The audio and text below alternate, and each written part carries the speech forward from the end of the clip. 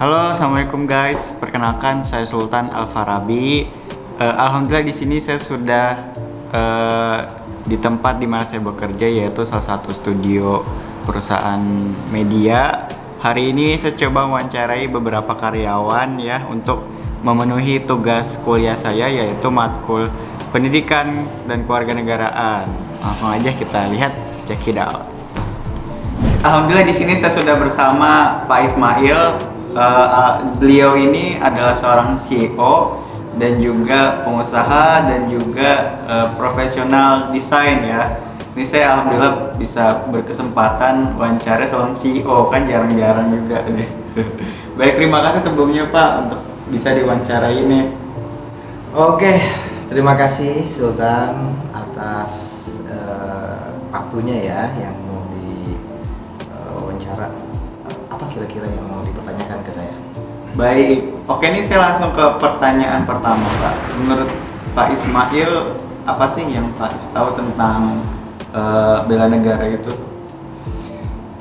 Kalau menurut pandangan saya, ya, bela negara itu adalah suatu sikap dan perilaku ya, yang harus dimiliki untuk menjaga keutuhan NKRI dengan menerapkan Undang-Undang Dasar 1945 untuk berkelanjutannya ya negara kesatuan kita yang tercinta. Jadi memperjuangkan nilai-nilai bangsa juga. Ya, seperti itu. Kira-kira seperti itu. Persis lah. Pertanyaan kedua nih Pak. Aduh, jangan banyak-banyak nih. Apa lagi? Pertanyaan kedua, tadi kan apa yang kita tahu tentang bela negara, sekarang upayanya apa aja sih yang khususnya saya kan sebagai anak muda mahasiswa, upaya untuk melakukan bela negara nih Pak? Ya, yang kita ketahui bersama di era sekarang ini kita sebut lagi memasuki era milenial. Era itu era zaman di yang kita ketahui ada X, Y, Z ya. Sekarang ini era milenial kita sebut era Z ya. Z. Nah, era Z itu yang kita saat ini dimasuki dengan derasnya teknologi yang masuk ya, dari penggunaan gadget yang makin marak.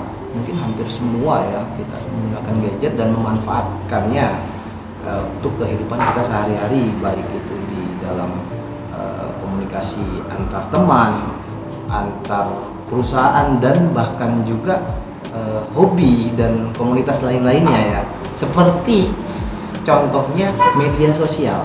Media sosial. Nah, kalau saran saya sih saat ini media sosial itu sangat banyak banget yang menggunakan baik itu untuk kebutuhan komunikasi, baik untuk kebutuhan promosi dan lain sebagainya. Apalagi di masa pandemi ini ya Pak. Ya, apalagi di masa pandemi ini, betul.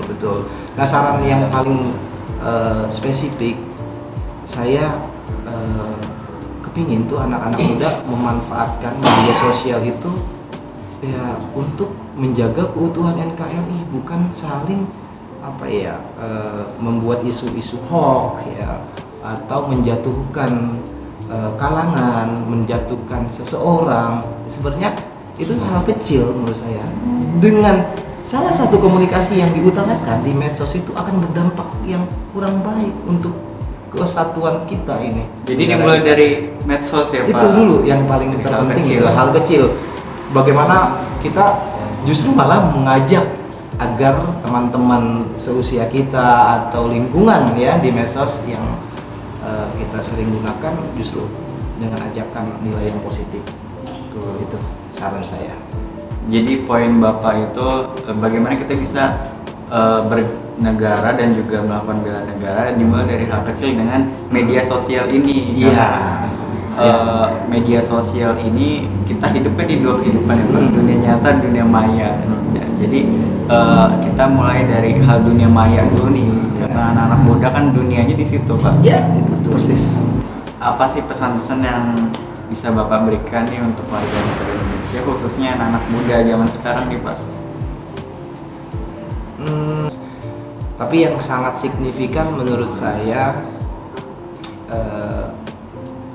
tuh sangat concern kepada masa depan anak muda, yaitu bagaimana anak muda di Indonesia itu menjadi anak muda yang tangguh, berpikiran yang maju, sehingga punya nilai yang dibanggakan oleh negara.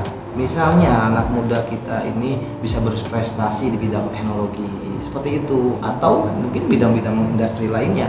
Saya Mempunyai banyak karya. banyak karya itu saya pesan, dan manfaatkanlah teknologi ini untuk berkarya gitu. Dan yang paling terpenting, jangan kita terjerumus dengan game. Itu yang paling saya concern ya, saran itu, jangan terjerumus. Kita boleh game itu hanya buat selingan, hanya buat refreshing ya kalau dibilang, tapi jangan kita tercandu oleh game itu, karena akan menghancurkan waktu kita, akan menghancurkan daya pikir kita. Sayang, lebih ke arah-arah yang membangun aja sih. Iya, tadi saya setuju Pak sama Pak Is nih. Dari game itu kita bisa kecanduan, dari kecanduan itu kita bisa merugi waktu kita, sehingga ya tadi berdampak buruk pada masa depan anak-anak muda. Iya, itu dia. Betul sekali. Baik, terima kasih nih Pak untuk waktu wawancara singkat, semoga bisa bermanfaat. Siap, semoga Sultan semakin maju, semakin smart, pintar, dan menjadi seorang yang dibanggakan oleh semua orang.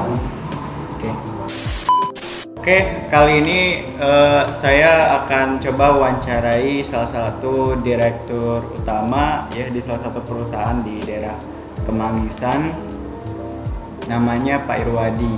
Nah, insya Allah kita akan coba wawancara beliau tentang apa sih itu bela negara. Oke, kita langsung saja. Selamat sore Pak, ini saya Sultan mau wawancara ini Pak terkait tugas pendidikan kewarganegaraan di kampus saya. Saya langsung wawancara aja ya Pak nih. Yang pertama, menurut Bapak apa sih yang Bapak ketahui tentang bela negara? Oke Pak Sultan, terima kasih atas waktunya yang diberikan ke saya sebagai narasumber, sebagai eksperimen ya untuk menjawab itu. Kalau di luar negeri, di Amerika itu wajib militer itu di mana warga negara itu wajib untuk membela negara. Indonesia itu nggak ada bahwa seorang warga negara itu wajib militer. Sebenarnya wajib militer lah bela negara gitu. Kalau di kita ini bela negara itu dalam arti kata luas. Kita lebih kepada mempertahankan negara kesatuan dan nggak diwajibkan kepada warga negaranya. Itu perbedaannya yang saya tahu sebenarnya tentang bela negara. Tapi kalau kita dukung atau kita tunduk kepada Pancasila sebagai haluan kita sebagai undang-undang dasar, itu iya.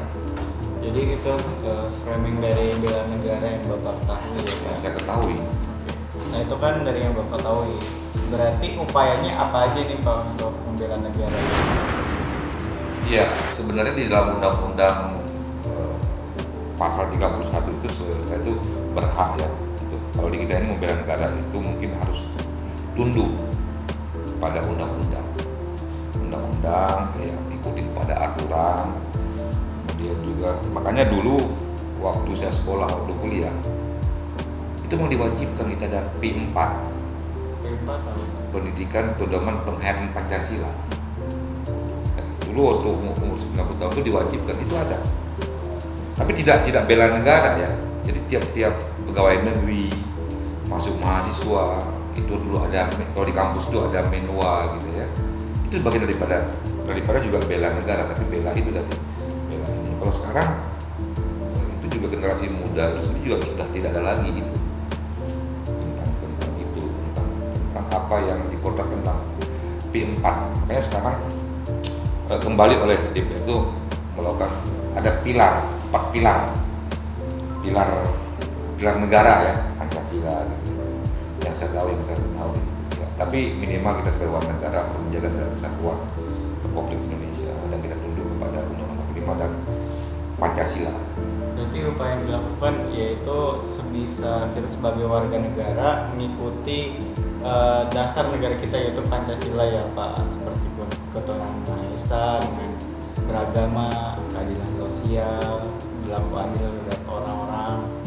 Nah terus yang terakhir nih Pak, mungkin pesan untuk Bapak warga masyarakat Indonesia yang tetap bela negara nih, pentingnya memperjuangkan nilai-nilai bangsa itu seperti apa sih Pak? Mungkin pesannya untuk khusus saya mungkin anak muda.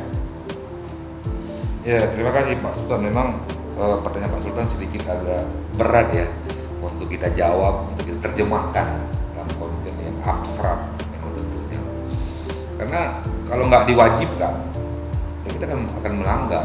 Makanya sebenarnya harus ada undang-undang juga pemerintah yang memberikan itu gitu loh pada kita sebagai generasi ke depan gitu ya.